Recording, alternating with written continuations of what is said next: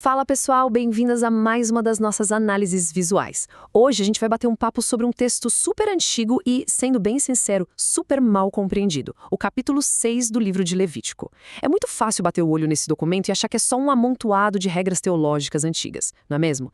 Mas e se a gente mudar um pouco a lente? E se a gente lê isso aqui não só como um texto espiritual, mas como um manual técnico brilhante de sobrevivência no deserto?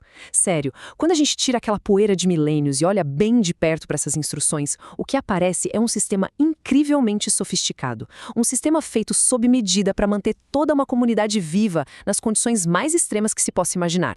E para entender a genialidade por trás disso, a gente precisa parar e pensar. Como é que uma tribo nômade consegue sobreviver sem nenhuma infraestrutura moderna? Pensa com a gente um minutinho. Zero saneamento básico, nenhum tribunal com câmera de segurança, sem hospitais, sem geladeira, e tudo isso no meio de um deserto implacável. As apostas eram altíssimas. Um errinho bobo na hora de jogar o lixo fora ou uma quebra de confiança ali no grupo não era só um dia ruim. Era o tipo de coisa que podia causar o colapso total da ordem social, um surto de doença mortal e, no fim das contas, a destruição de todo o clã. Ou seja, eles precisavam de um sistema muito rigoroso para garantir a saúde pública e a paz daquela comunidade. Então, para desenvendar como eles resolveram esses pepinos monumentais, a nossa rota antropológica de hoje vai seguir esta ordem. 1. Ética social e restituição. 2. A chama perpétua no deserto. 3. Higiene ritual e resíduos. 4. A cozinha sagrada do deserto. E, por fim, 5. O princípio do líder servidor. Bora lá? Começando pela nossa primeira parada, ética social e restituição. Vamos partir do alicerce de absolutamente qualquer sociedade. A confiança.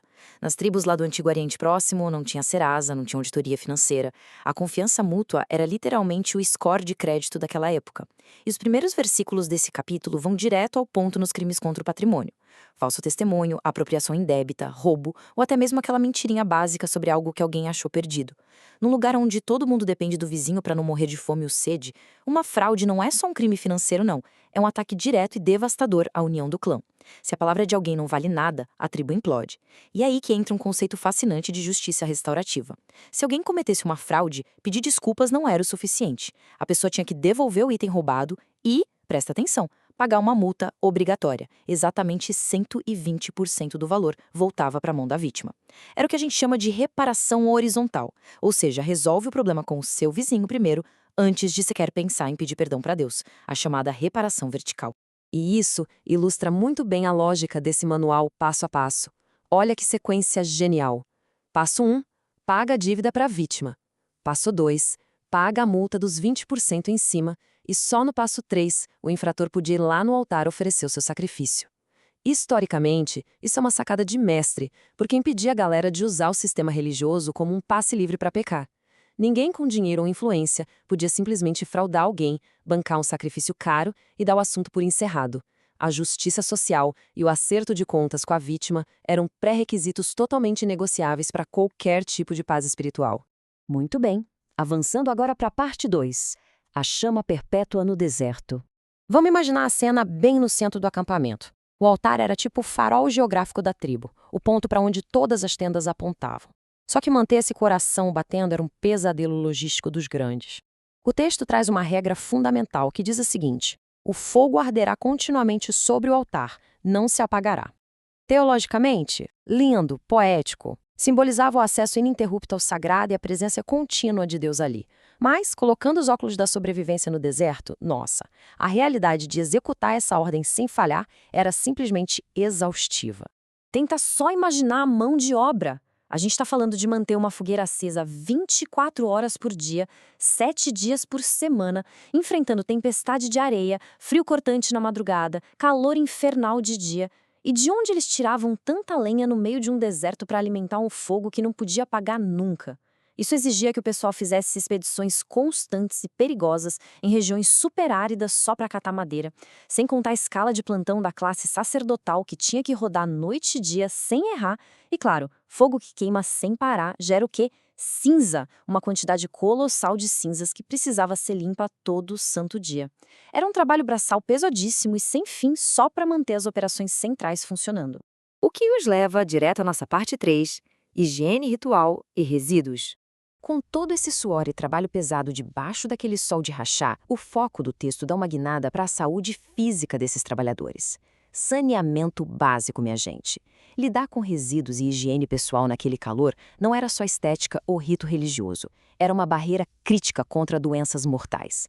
E aqui a gente vê o nível de detalhe prático impressionante dessa galera. O manual dita exatamente qual deve ser o uniforme do sacerdote.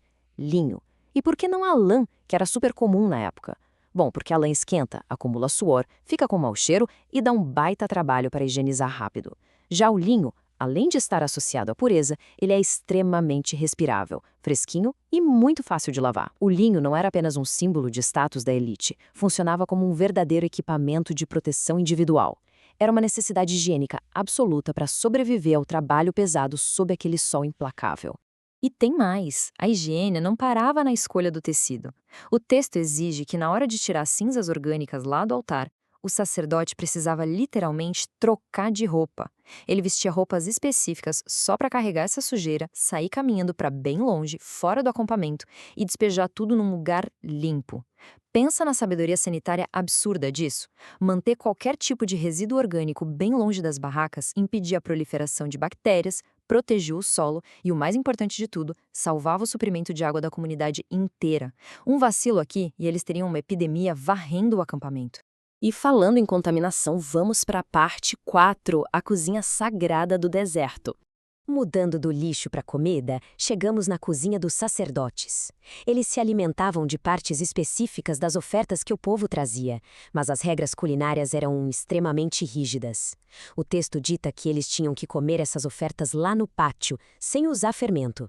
Era essencialmente jantar na mesa de Deus. Mas como garantir que ninguém vai ter uma intoxicação alimentar braba num acampamento móvel? O que chama muito atenção nessa tabela aqui é a distinção arqueológica e científica que eles faziam das panelas. Se a carne fosse cozida num vaso de barro, sabe o que acontecia depois? O vaso tinha que ser quebrado. Por quê? Porque a cerâmica antiga não tinha aquele acabamento esmaltado de hoje. O barro é super poroso. Ele absorve o caldo, a gordura e qualquer bactéria que fica por ali. Para o entendimento deles, o barro guardava a impureza e não podia ser reutilizado com segurança. Agora, se a panela fosse de bronze, que é um metal sólido e não poroso, a instrução era esfregar bastante e lavar tudo com água. Abrasão pura. Era um protocolo de segurança alimentar maravilhoso, disfarçado de pureza espiritual. E finalmente chegamos à parte 5, o princípio do líder servidor. Para fechar nossa jornada por esse manual fascinante, vamos dar uma olhada lá no topo da pirâmide social da época. Em muitas culturas antigas, reis e líderes religiosos usavam o cargo para acumular riqueza e encher de privilégios as próprias mesas. Mas Levítico 6 traz uma quebra de expectativa gigantesca, quando estipula as regras para a oferta de consagração do sumo sacerdote, o líder máximo. Diferente das ofertas do povo, onde uma parte virava refeição para o sacerdote se sustentar, a oferta desse líder era completa inteiramente consumida pelo fogo.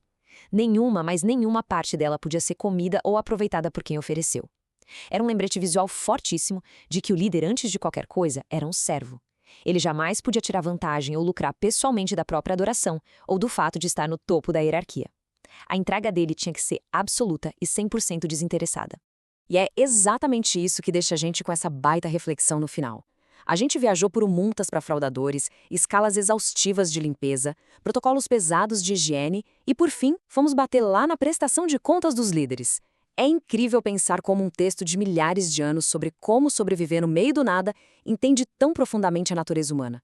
Se a galera lá atrás já sabia do perigo de misturar liderança com lucro pessoal, exigindo entrega total sem vantagem, a pergunta natural que fica é: como a gente está aplicando esse princípio hoje em dia? Como nós estamos estruturando a transparência e exigindo responsabilidade de quem está no comando, seja numa grande empresa, na nossa comunidade ou no nosso governo? Pelo visto, o antigo Manual do Deserto ainda tem muita coisa boa para ensinar pra gente. Muito obrigada por acompanharem mais essa análise detalhada, continuem sempre curiosos e a gente se vê na próxima.